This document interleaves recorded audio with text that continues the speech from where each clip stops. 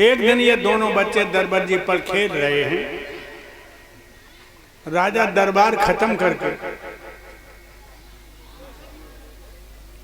महलों के लिए चले तो भक्तों बच्चों का ऐसा स्वभाव होता है, बाप को देख के गोद की तरफ दौड़ना।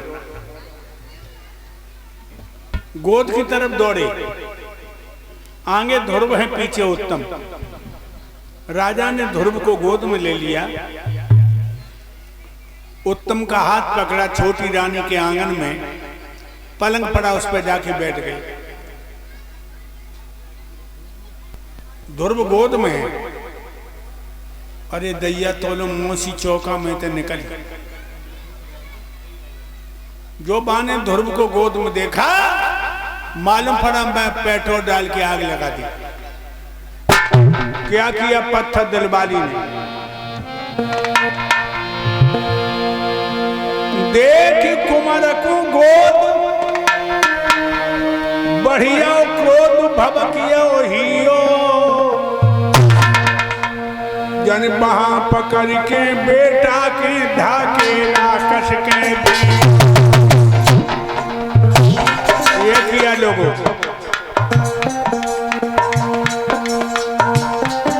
ध्रुव मुंह के बल गिर पड़े।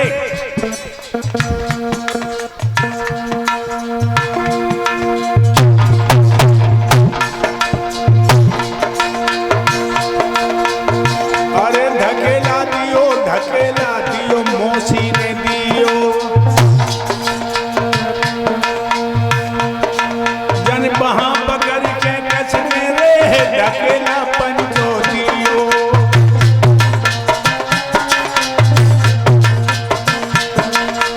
और बोली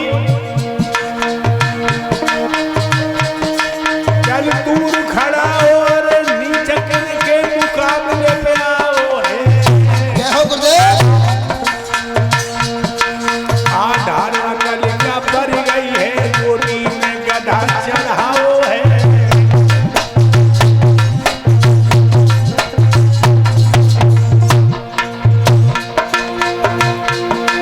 रे हट भागे, पूर्व में कहीं थोड़ा भी भजन किया होता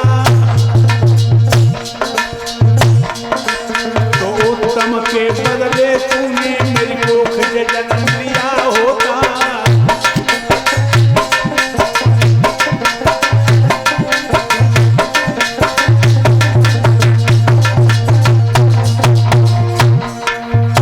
फटक दिया और कहने लगी तूने पहले जन्म में भजन किया होता तो मेरी कोख से पैदा होता। अरे तेरी माँ ठोर बांधी के,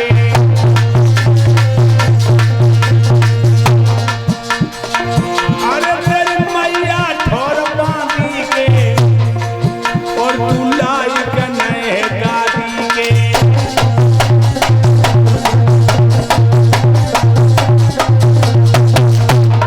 अरे जे बचन सुने रानी के, पंचो लगी है तीर बानी के।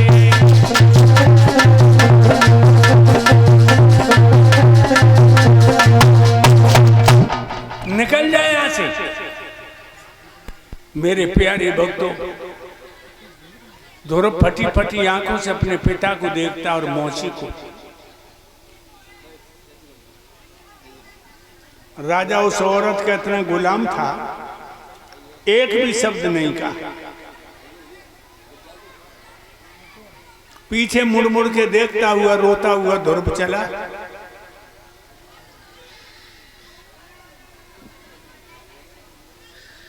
जो मैया ने देखा, सुनीति ने ध्रुव को छाती से लगा लिया। बेटा ध्रुव का भैया भैया आपस में लड़ गए।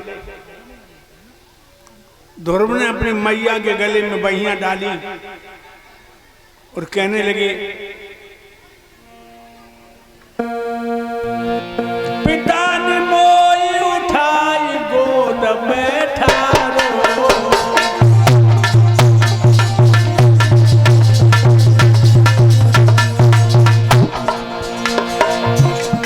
मौसी ने पकड़ी बाहों धकेला मारो।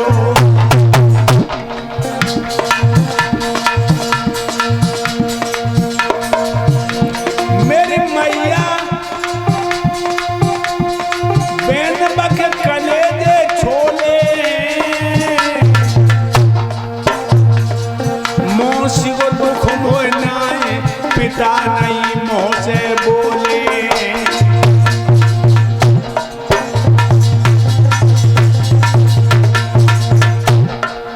भैया सुन बेटा के बेर वो मैया की छाती फट गई है। पंचो सुन बेटा के बेर वो मैया की छाती फट गई है।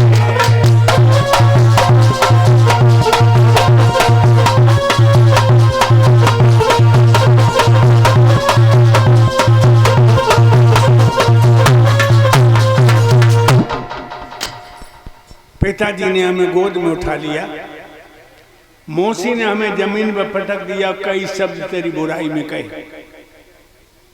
उसने कहा तूने पहले जन्म में भजन नहीं किया इसलिए तू उसकी कोख से पैदा हुआ।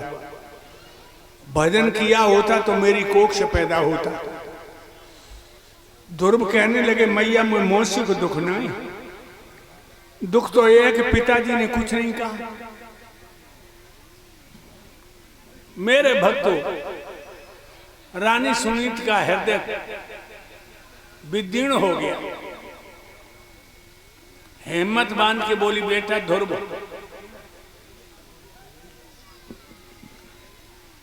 तुम्हारी मौसी ने सही तो कहा, हम तुम अभागे हैं जो भगवान को भूल के दुनिया में अनुरागी। बेटा ध्रुव जिन्हें तुम पिता मानते वो तुम्हारे पिता नहीं है। ध्रुव चौंक पड़े और कहने लगे मैया फिर मेरा पिता कौन है? जवाब दिया बेटा तेरे पिता ओम है, राम है, ईश्वर है, भगवान है, परमेश्वर है, परमात्मा है। और वो तेरे पिता नहीं सारे जीवों के पिता हैं। जब बाप की गोद में बैठ के तू अयोध्या का राजा बन जाएगा, लेकिन परमात्मा की गोद अगर मिल जाए तो 84 के चक्कर से मुक्ति मिल जाए। ध्रुव कहने लगे मैया मुझे एक बात बताओ, मेरे राम रहते कहाँ? मैया कहने लगी बेटा हर जगह मौजूद है पर नजर आता नहीं, योग साधन के बिना उसको कोई पाता नहीं। तेरे राम हर जगह मौजूद हैं। अभी तुम छोटे हो बड़े हो जा तो जंगल में भजन करने जाना, वहीं तुम्हारे राम तुम्हें मिलेंगे। ध्रुव कहने लगे बड़ा हो जाऊं? मैया में बड़ा तो हो गया, अगर मैं ध्रुव हूं तो ध्रुव ही बन के रहूंगा। माँ तुम मुझे जंगल में जाने की इजाजत दे दो, मैं 6 महीने के अंदर अंदर अपना राम को ढूंढ के लाऊंगा। माँ मैया कहने लगी बेटा तेरी बाली उम्र है, जंगल में बड़े बड़े हिंसक जीव हैं, शेर, भेड़िया, बंदर, भालू, अजगर, कोई तेरा भक्षण कर जाएगा। ध्रुव कहने लगे मैया अगर मेरा शरीर कऊ जानवर के पेट में चला जाएगा तो मैं धन्य हो गया। देखिए लोग, एक बात और बताऊं, हर भर सापन जीवना पर स्वार्थ समाये, दादू मरनो बाँ भला जाओ पस पक्षी खाएं। जीवन तो सफल इसी में है कि भगवान का भजन करो और जो शरीर से जितना परोपकार हो पाए उतना करो। मरो तो कहां मरो,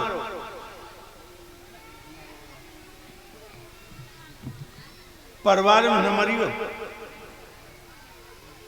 चंद्रपाल भैया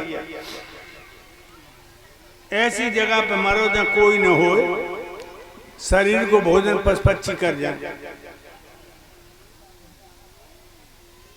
रामकिशोर भैया जब शरीर को भंडारो हो जाए। और एक बात और बता दूं, जब बुढ़ापा आए तो जो दौलत है औलाद को बांट दीजिए। न हमने देखो है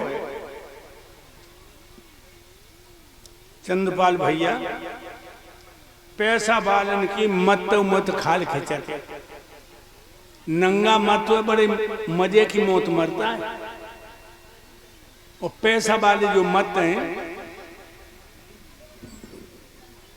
बड़ी बुरी मौत। तुम्हारी तो हिचकी आए रही, प्राण न कर रहे।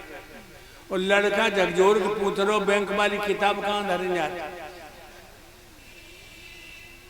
तुम्हारे तो प्राण नहीं कर रहे। औलाद पूछ रहे ब्याज बारी कहाँ पी, और जो को प्राण कर घूंघट बारी आई गई, माने छाती में खोपड़ी मारी के हाय राजा सो बजियो बाजा। तासों जो पैसा दुखदाई है,